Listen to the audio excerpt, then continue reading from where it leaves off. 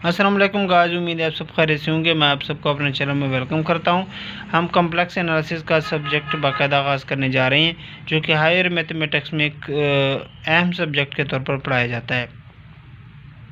MSc levels में या फिर बीएस फोर्थ सेमेस्टर के लेवल्स में ये पढ़ाई जाती है, जिसका राइटर है डेनिस जी जेल। इसने कॉम्प्लेक्स एनालिसिस की ये बुक लिखी थी।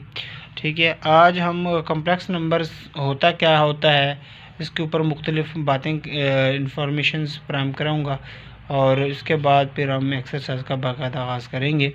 सबसे पहले है कि complex number is any number of the form of, किस फॉर्म में होना चाहिए, ए प्लस आयोटा बी की फॉर्म है, जिसमें वेयर ए बी क्या होने चाहिए, रियल नंबर होने चाहिए, और जो आयोटा होता है ना ये वाला, उसको हम लोग क्या नाम देते हैं, इमेजिनरी यूनिट का नाम देते हैं, इमेजिनरी यूनिट का नाम देते हैं।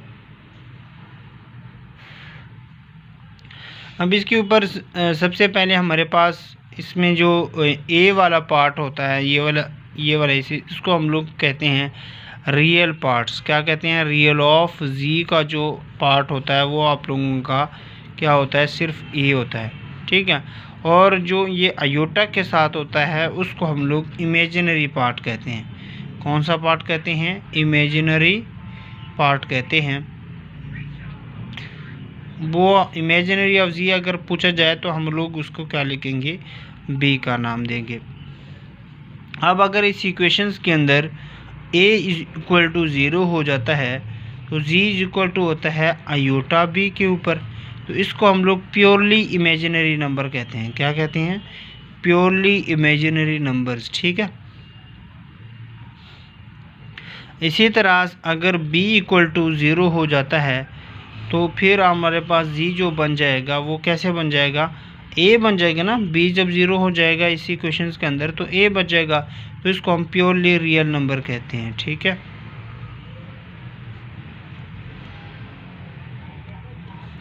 Real number, sorry.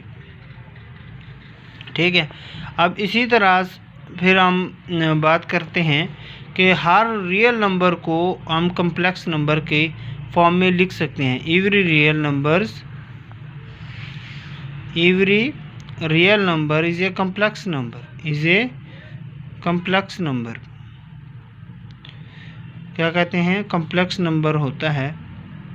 जैसा कि हमारे पास ए होता है, अब ए को मैं इस तरह भी, मैं एक मिसाल दे रहा हूँ कि ए को मैं इस तरह भी लिख सकता हूँ 0 आयोटा।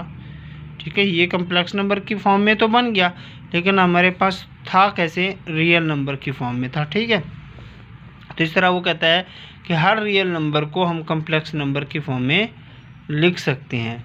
इसी तरह वो कहता है, एक और पॉइंट्स है कि if there is any real number which is not a complex number, no, क्योंकि हर नंबर्स का कॉम्प्लेक्स नंबर होता है।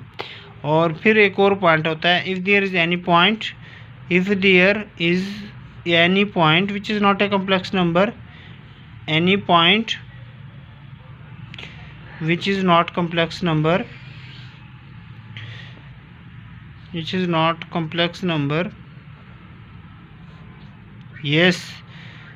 ठीक है, इसका जो आंसर बनता है यस, क्योंकि ऐसे पॉइंट्स मिल जाते हैं। जैसे कॉम्प्लेक्स नंबर में तो एक्स वाई कोऑर्डिनेट पे बात करता है, हमारे पास तो पॉइंट ऐसे 3 एक्स वाई और जी फॉर्म में भी होता है, 3 पॉइंट्स होते हैं। तो ये कॉम्प्लेक्स नंबर में सिर्फ 2 कोऑर्डिनेट पे बात कर रहे होते हैं, तो इस वजह से हमें ऐसा पॉइंट मिल गया जो कॉम्प्लेक्स नंबर नहीं होता। फिर हम लोग ये रियल पार्ट्स के ऊपर भी बात कर ली, इमेजिनरी पार्ट्स के ऊपर बात कर ली, प्योरली इमेजिनरी नंबर्स। हम लोग अब कह सकते हैं कि अब एक और बात करने लगे हैं कि 2 कॉम्प्लेक्स नंबर हैं हमारे पास। ठीक है, एक Z1 है जिसको A1 प्लस आयोटा B1, और Z2 है जिसको हम लोग A2 प्लस आयोटा B2। ये किस वक्त इक्वल होंगे, Z1 और Z2 उस वक्त इक्वल होंगे जब हमारे पास A1 इज इक्वल टू होगा A2 के, और B1 जो इक्वल होगा वो किस चीज़ के होगा, B2 के। तो ये हमारे पास इस तरह, यानी इसके रियल पार्ट जो होता है वो रियल पार्ट के इक्वल होना चाहिए, दूसरा इमेजिनरी पार्ट जो है वो इमेजिनरी के इक्वल होना चाहिए। फिर हम एक और बात कि हम लोग कॉम्प्लेक्स नंबर को ऐड कैसे करते हैं। हम लोग, अगर मैं इसके ऊपर बात कर लूँ Z1 प्लस Z2 कर लूँ, तो इसका जो रियल पार्ट है वो रियल पार्ट में ऐड होता है, ठीक है। इस तरह A1 plus A2 plus iota B1 plus B2, ठीक है। और इमेजिनरी पार्ट जो होता है वो इमेजिनरी पार्ट में ऐड होता है। इसी तरह हम लोग सब्ट्रैक्शन बिल्कुल करते हैं कि Z1 माइनस Z2 जो होगा वो पहले रियल पार्ट रियल से सब्ट्रैक्ट होगा, और आप लोगों के पास जो इमेजिनरी होगा वो आप लोगों के पास वो दूसरे नंबर से सब्ट्रैक्ट हो जाएगा। B1 जो सब्ट्रैक्ट होगा B2 से सब्ट्रैक्ट हो जाएगा। तो इस तरह की फॉर्म्स में अब हम लोग अगर सब्ट्रैक्शन हो गया, मल्टीप्लिकेशन भी कर सकते हैं कि Z1 और Z2 को अगर मैं मल्टीप्लाई कर दूं तो A1 प्लस आयोटा B1 हो जाता है, multiply A2 plus iota B2, ठीक है। तो पहले रियल पार्ट को रियल से मल्टीप्लाई करते हैं तो A1 और A2 बन जाता है। फिर हम लोग दूसरा स्टेप जो करते हैं कम्प्लेक्स पार्ट को कम्प्लेक्स पार्ट से मल्टीप्लाई करते हैं, ठीक है। आयोटा स्क्वायर हो जाएगा -1 हो जाएगा, तो इस तरह B1 और B2 बन जाएगा। अब अगला जो स्टेप है आप लोगों के पास प्लस लगा दें आयोटा।